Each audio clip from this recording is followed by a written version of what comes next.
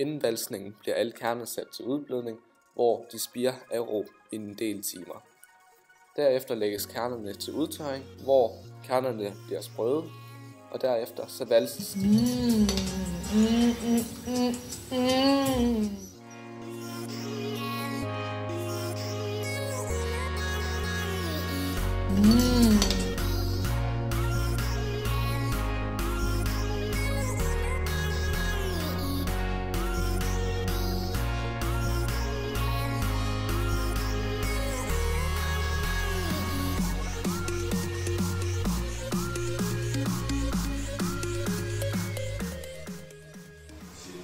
Efter valsning sættes kernerne til at blive mæsket ved 65 grader i 60 minutter, og det gør man for at lade kernerne optage vandet, og dermed kan vi få alt maltose ud af kernerne.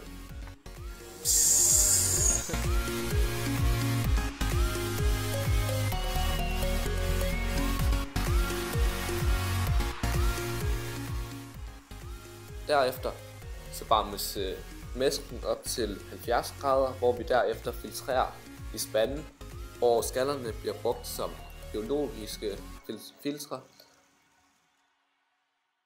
Filtrering foregår på den måde, hvor vi putter en ske ind foran, så vi ikke ødelægger det biologiske filter, og derefter så hælder vi efter med vand for at sørge for, at vi får alt sukkeret med fra kernerne.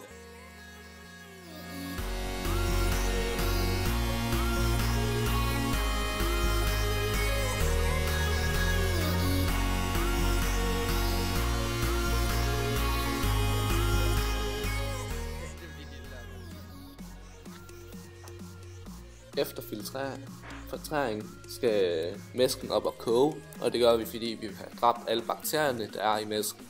Under kogningen tilsættes der urter. Østlervægten kan man bruge til at måle alkoholindholdet, hvis man kender Original Gravity og Final Gravity. Efter at bryggen har afkølet i et par dage, så skal den i gæringsproces. Inden at gæringsprocessen kan starte, skal vi have steriliseret alt, der kommer i kontakt med bryggen. Under gæringen bliver sukkeret omdannet til etanol, og det er derfra, vi får etanolindholdet, som kan måles. Og under gæringen så bliver der også dannet smag efter hvilken slags skær man har brugt.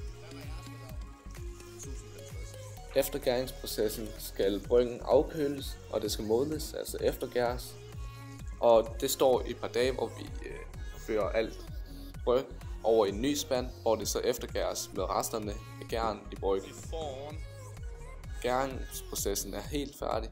Tappes alt bryggen til flasker, og derefter lader vi den gære i et par dage.